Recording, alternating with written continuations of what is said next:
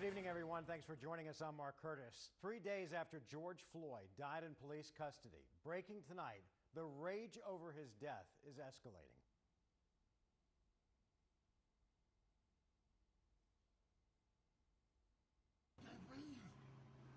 I can't breathe over there.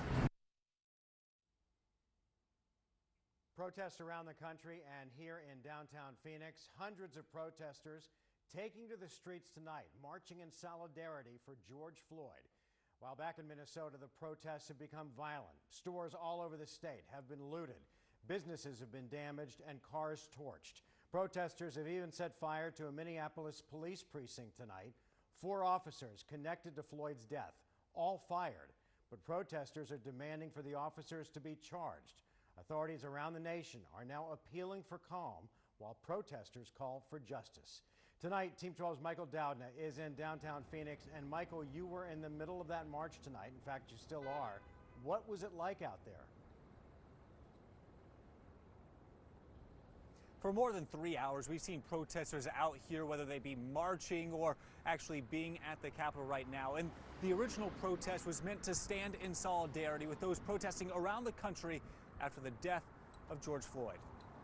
It's time to mobilize. From City Hall to Phoenix PD. No peace!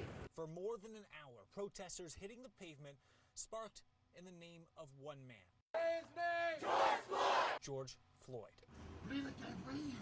George Floyd's death in police custody sparking several nights of protest in Minneapolis, as well as New York, Houston, and now Phoenix. I'm sick and tired of hearing, not just my son, but all these black men, women, everybody, kids.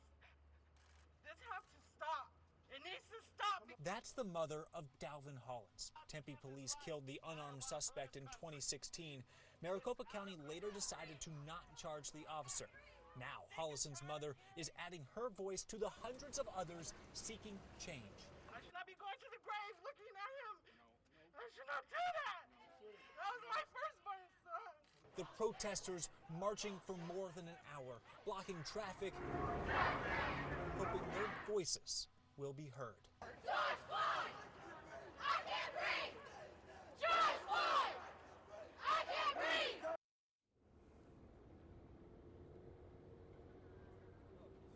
And while the protests may have started here at City Hall, it really did move throughout the city, going all the way to 7th Avenue to 7th Street, and now it is at the state capitol. However, the numbers have thinned over the course of this evening.